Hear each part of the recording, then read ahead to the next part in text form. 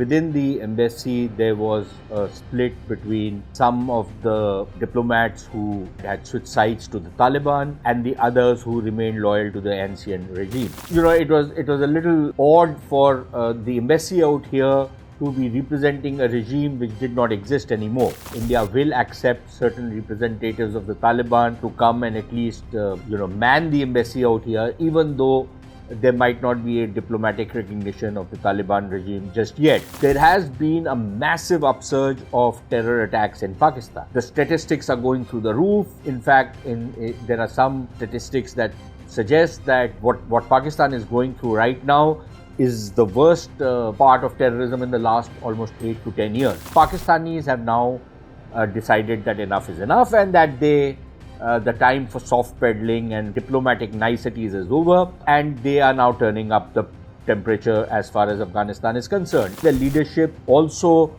feels that it cannot afford to be seen as a Pakistani puppet, that it needs to rediscover its Afghanness and needs to stand up to Pakistan. And I don't know what the Pakistani generals were smoking or drinking or imbibing when they fooled themselves into believing that the Taliban are always going to be loyal, and they are accusing Pakistan of being hand in glove with the ISKP, which they are using as a kind of a counter force to put pressure on the Taliban. The Pakistanis have two tongues in one mouth, they have two heads on one body, they speak different things to different people, they are deceptive, they are treacherous.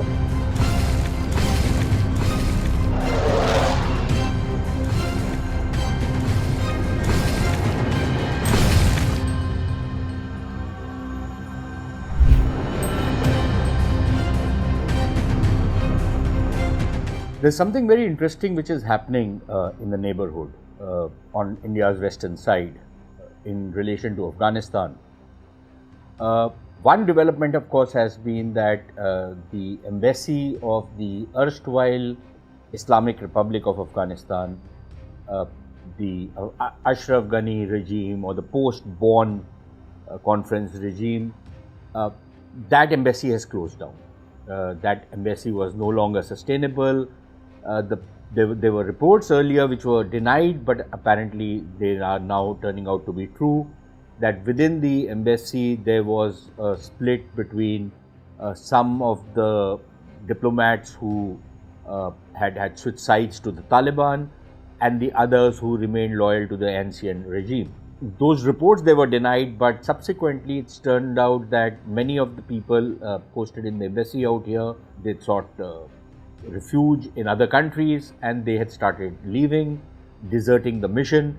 There was very little support coming to them from any quarter, and even there was a certain degree of a lukewarm attitude of the government of India, which had already started engaging with the Taliban. And a strong indication of that was when India reopened its embassy in Kabul. It's not a diplomatic, there's no diplomatic recognition as such, but it's a kind of a technical mission which is out there, basically or ostensibly to coordinate on the humanitarian relief measures and remain engaged with the Taliban regime. So it was a little odd for the embassy out here to be representing a regime which did not exist anymore. So this was happening, and finally that embassy has closed down, and the embassy is now empty.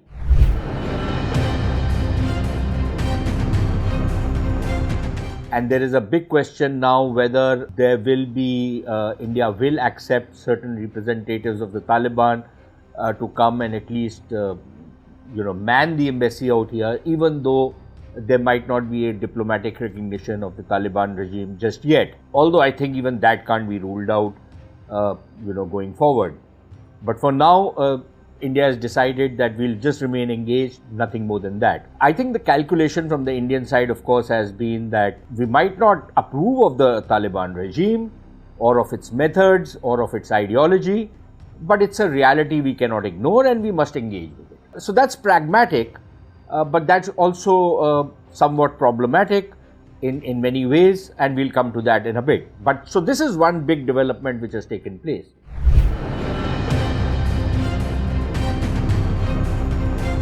Parallelly, another development has been taking place, and that is between Afghanistan and Pakistan. There has been a massive upsurge of terror attacks in Pakistan.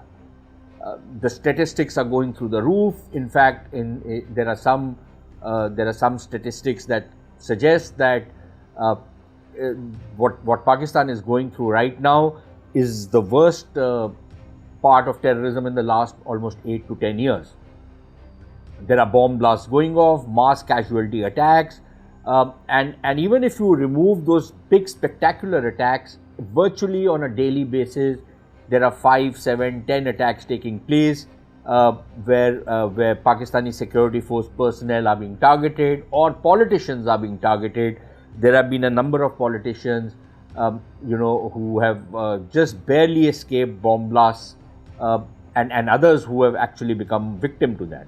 There have been target killings going on. All kinds of things are happening.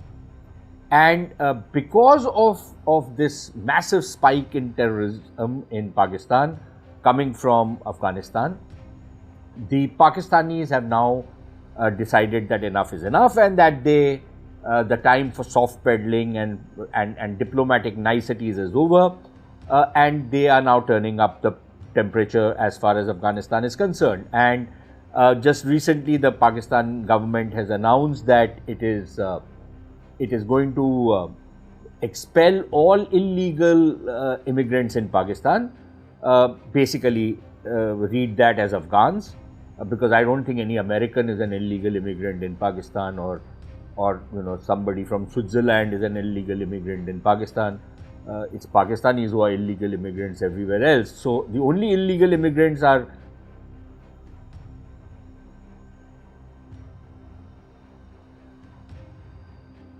there is also the Pakistan government has also announced that it is going to start cracking down on the smuggling networks and other activities that have been taking place along the border, because of the impact that is having on the Pakistan economy. And what they've done is that they've banned some products from being imported by Afghanistan through the Afghan transit trade route.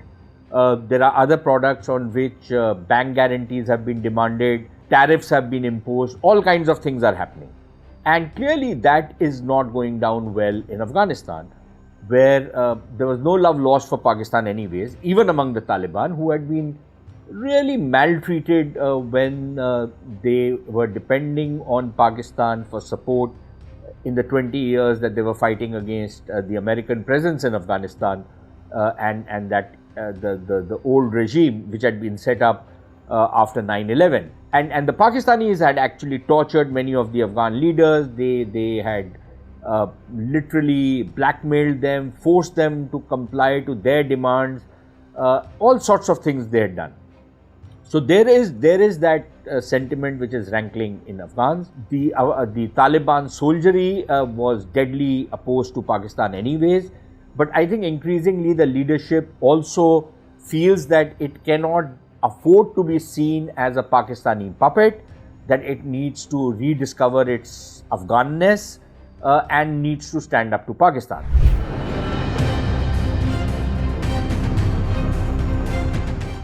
The second problem, of course, has been that the Tehreek-e-Taliban Pakistan is joined at the hip with the Afghan Taliban. In fact, I've often said this and I'll say it again, the TTP is born from the womb of the Afghan Taliban. It started almost around the same time as the Taliban, when local Pakistani groups, a bunch of 5, 6, 10 people would declare themselves to be local Taliban groups inside Pakistan. That was the origins of this. And then later on, of course, it became bigger, and ultimately around 2007, it came under a common platform of Tehreek-e-Taliban Pakistan, which again has been reunited over the last couple of years by the new TTP leader, Noor Wali Masood. The Taliban, of course, are not going to forsake the TTP for ideological reasons, for ethnic reasons, for reasons of loyalty, because the TTP guys actually provided very necessary support to the Taliban when they were carrying out operations inside Afghanistan in the last 20 years of US occupation. And these were also foot soldiers of the Taliban. So they've been fighting together, they have very close coordination, very close links. And I don't know what the Pakistani generals were smoking or drinking or imbibing when they fooled themselves into believing that the Taliban are always going to be loyal, that once the Taliban come into power, this region, their region would become the land of milk and honey, all kinds of connectivity projects would come, there would be massive investments taking place, the same kind of dreams which they had in the 90s when they ousted the Soviets and the Mujahideen formed a government. It is virtually the same calculations that the Pakistanis had almost 30 years later. But that didn't happen in the 90s, and that's not happening now. So they had those dreams, and they never figured what had actually changed insofar as the Taliban movement was concerned. The result is that there is a massive fight which is building up between Pakistan and Afghanistan. And what this means is that Pakistan is not left with too many choices. And the more they turn the screws, the more there will be ill will between Afghanistan and Pakistan. And this is something which people who in 2021, when the Taliban were taking over, who were writing epitaphs of India, who were saying that India is finished, India has lost 20 years of investment in Afghanistan, India is out of the scene, Pakistan is the big victor, massive strategic victory. Now, if this is strategic victory, I don't know what strategic defeat is, but all of those doomsday scenarios that were painted never took into account a simple fact that there is never an end game in Afghanistan. Every end game or so-called end game in Afghanistan is the beginning of a new great game. And on August 15, 2021, when the Taliban took over, the old great game ended and a new great game began. Now, these games sometimes unfold over months, sometimes over a couple of years, but there is a certain dialectic which always operates between Afghanistan and Pakistan, which is that the relations are always a little testy. They both depend on each other. They are also both joined at the hip. There is a natural influence that Pakistan exercises on Afghanistan, which the Afghans don't always like, but they accept because they can also be very pragmatic at times.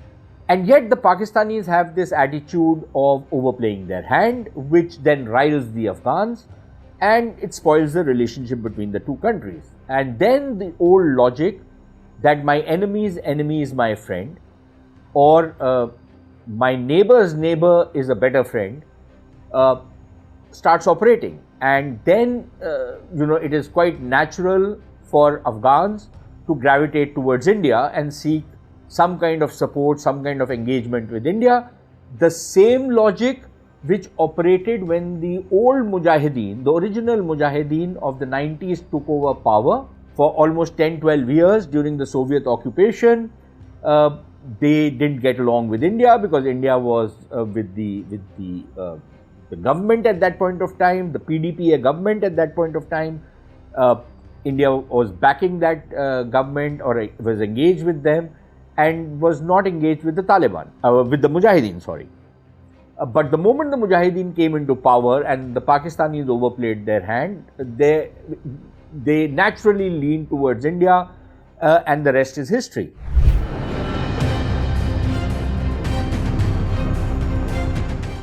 The same logic is now operating in Afghanistan, where there is a growing affinity which we can sense. It's not there in the public, but I think there are telltale signs of that growing affinity between the Taliban and India. Contacts are growing, all kinds of things are happening. What is also important is that just as the Pakistanis blame the Afghans or the Taliban for turning a blind eye to terrorism which is coming from Afghanistan into Pakistan, the Taliban have a similar complaint or are making similar charges on Pakistan.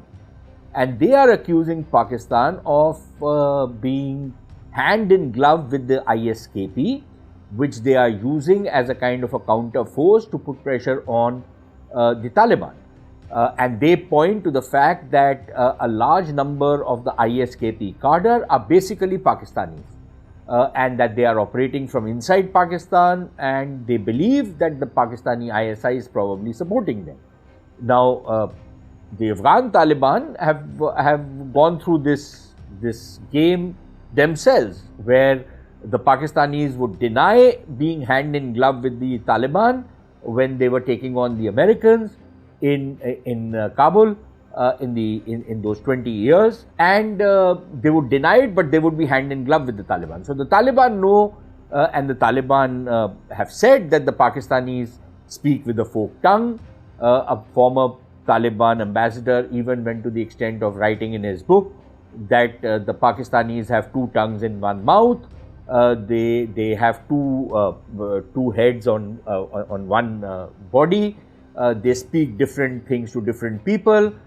They are deceptive. They are treacherous. All kinds of things he said about the Pakistanis.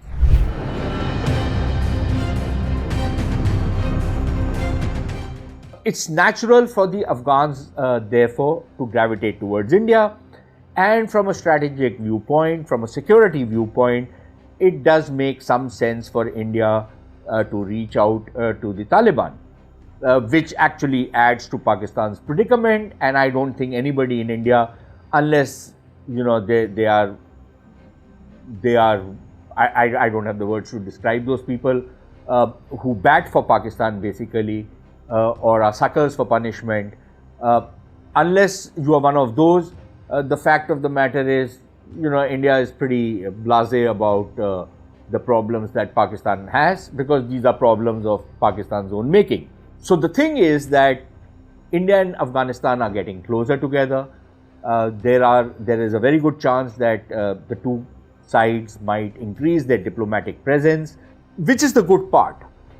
It makes sense at one level because it gives India a foothold in Kabul. It allows India to have a kind of a listening post in that area. It allows them to engage with the Taliban and try and seek redressal to some of the problems we might be having on the issue of terrorism, which might be incubating in Afghanistan. And to that extent, we'll have to see how much cooperation we get from the Taliban, whether the Taliban do rein in groups like the Al-Qaeda in the Indian subcontinent, which is believed to be operating from inside Afghanistan. It could just as well be operating from inside Pakistan for all we know, being handled by the ISI under the label of AQIS. We don't know that, but if we are present in Kabul, we are engaged with the Taliban. It gives us a kind of a way to engage to find out what exactly might be happening. That is one. The second is, of course, that Afghanistan has economic problems, and to the extent possible, India can provide humanitarian aid. As an aside, I think it's important to also understand that many people had written off that old Dilaram highway that we had built linking Afghanistan to Iran onto the Chabahar port. And frankly, I think suddenly the strategic importance of that particular road increases manifold because of the kind of trade restrictions and the economic squeeze that the Pakistanis are putting on the Afghans. So that becomes yet another way that India can deepen its engagement with the Taliban and with the Afghan government. Of course, there will be that issue that over the last couple of months we've had some very big drug seizures which have been traced back to Afghanistan and to certain drug cartels which are believed to be under the control of the Taliban, or at least have links with the Taliban. That would be another issue that we can probably address once we are there in Kabul in full measure. Now that is the pragmatic side of it, but there is another side to it which we also cannot ignore. Number one, the optics of a Taliban regime in India, representatives sitting in New Delhi. How does that play out at a political level, at a diplomatic level? I think we will need to look at that particular aspect. The second is, of course, the policies of the Taliban regime. Their misogyny, the kind of hardline policies they've adopted, they're not exactly palatable to a country like India. So that's again going to be a problem and going to be a bit of a diplomatic tightrope walk. But then on the flip side, we can say that, look, there were other countries which have adopted similar policies. They might differ in degrees, but, at some level, those policies are the same. Iran, for example, we have a close relationship with Iran, but Iran's policies on women, for example, are okay. They might not be as antediluvian as the Taliban policies, but those are not policies that any Indian can really identify with. For that matter, a number of other countries. So I think India will have to probably operate on the principle of that engagement with a particular regime is not necessarily approval of that regime. It's just an engagement. But I think circumstances are moving in a direction where we are likely to see a much deeper engagement between the Indian state and the Taliban state. What does this do to our old friends in Afghanistan? People who were members of the old government, people who looked up to India. I think that's one area where, even I would say that maybe India needs to rethink its policies.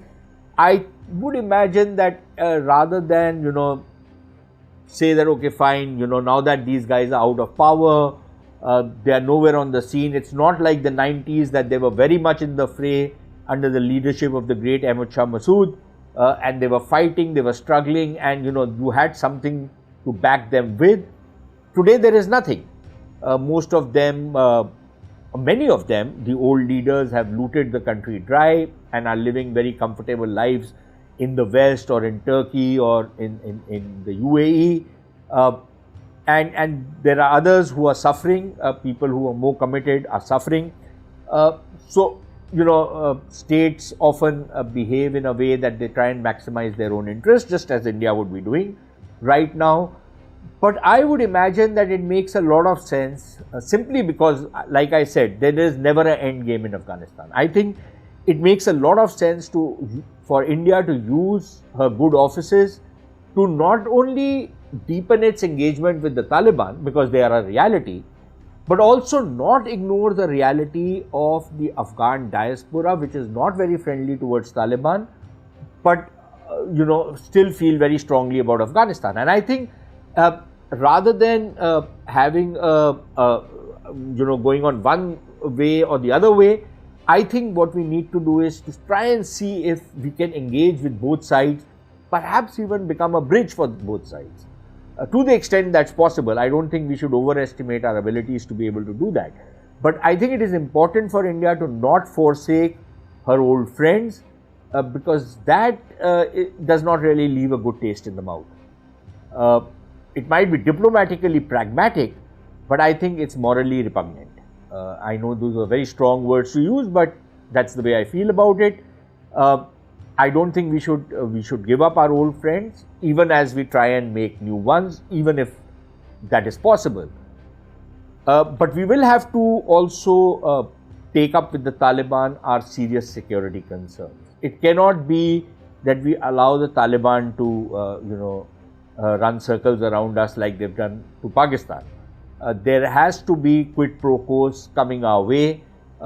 We can learn to look the other way on some of the things that the Taliban stand for, some of the things that they do, but there have to be certain red lines which India has to lay down, which cannot be breached. And that is something which we need to work towards while we engage the Taliban and get back into Afghanistan the way we were 2 years back.